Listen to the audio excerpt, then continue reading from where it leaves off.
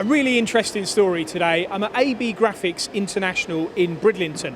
They're a big user of Hurco machine tools. I've come to meet with Steve and Lucas. They've recently bought 2 new machines, which we're going to look at in more detail. And we're going to talk to the guys about what they like about them and what, most importantly, they've delivered for the business.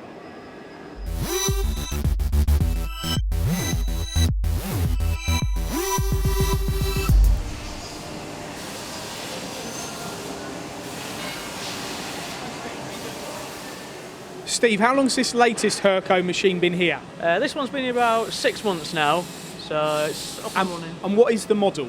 It's a VMX 60 SWI. So the SWI, does that mean it's got an additional axis? Yeah, you've got the 4th axis on this one, so all the ones in the factory are just 3 axis, where this one has your 4th axis, so you get 90 degrees on the left, 90 degrees on the right. And when we talk about that 4th axis, that's actually in this head up here, isn't it? The whole head on this one swivels to the left or to the right, so that's your B axis. Because I know with this model you can get an integrated table as well to give you the 5th axis. Why didn't you go for that and you just stay with a 4? Well, most of the jobs we do is just end holes or bearing housings, so we didn't need the 4th axis. But with this long vise we've got here, you can turn your 4th axis into a 5th axis. By rotating that round. Rotating the vise all the way around. So this particular model here then, so we've got a tipping head which would call our B axis essentially. What's it actually machining on this part, end hole? On this part, because it's a bearing housing, you've got the bars on each end, and by having the 4th axis, you can do the bars on the left, bars on the right, and you know they're in line with each other and parallel. Where if you're on a 3 axis, you'd have to do 1 bar at one side, turn your block upside down, get it in line, and then rebar it again. Which introduces a lot of potentially operator error. Yeah, you get a lot of operator error in there. Where with this one, because they've set it when it was installed, there should be 0 error between each side. How fast is this machine, Steve? I'd say it's pretty fast, really. Give me an example of what you're machining or what speed you're running at. We've got a 16mm carbide cutter, about full face, 10mm deep. You've got about 5,500 millimetres a minute. That's pretty quick. You must be machining or making a lot of swarf at that speed. What happens to that? All of our swarf goes down the back, down the flood coolant, inch conveyor at the bottom, and then straight out to left-hand side into the bins. Okay, and we can't move on to the next machine without talking about this control, because this is obviously the latest control from Hurco. Yeah. How do you find this? I think it's a lot more user-friendly, this one, because you've got the bigger twin screen on it. Your keypad's more where your fingers are, really, so it saves stretching all the time, and then it just looks smarter.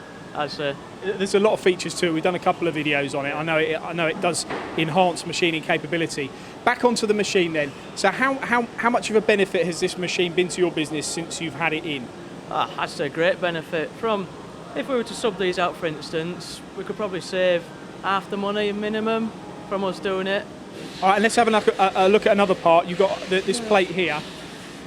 Now this plate here, usually you'd machine it normally, stand it up on an angle plate, end all, spin it, end all. But with your 4th axis, machine it, tilt the head end all, tilt the head end all. So for that, you'd probably save 5 minutes on each one, end all in, and then you've got your setup as long as well. And again, the accuracy, the fact that you know you're going to get the holes in the right place. All machined at once, everything will be in line with each other. And what's this billet here? This billet, that's a very technical filing stand, so I don't get a bad back. I'm glad to see you're not bending over. All right, we're going to move on to the next machine. Thanks, Steve. Thank you. So that's just one of a few new machines here installed by Hurco at AB Graphics.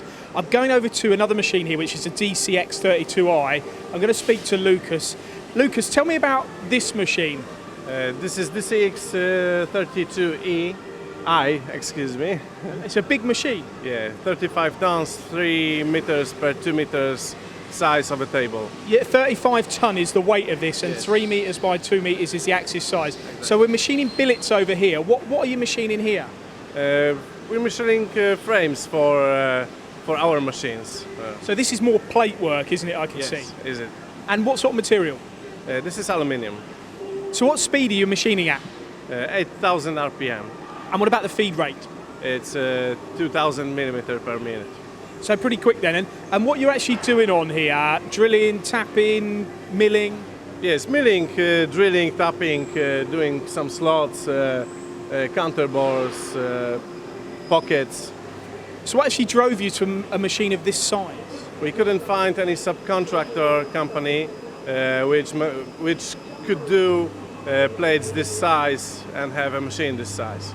And you get into grips with the control all right? Yes, I am. Are you programming offline or at the control itself? Myself as well. I'm learning this machine because we have this one since 1 year already. So how do you find the programming of this machine then, Lucas? It's very smart programming. I was using Fanuc before, and Hurco it's much more faster and smarter programming. Okay, brilliant. Thanks very much for your time, Lucas. So that's a great example today of two extremes of what Hurco can supply. We've got a 4-axis compact machining centre, which we looked at first with Steve, and then this DCX32i. So we've gone from billet work to plate work.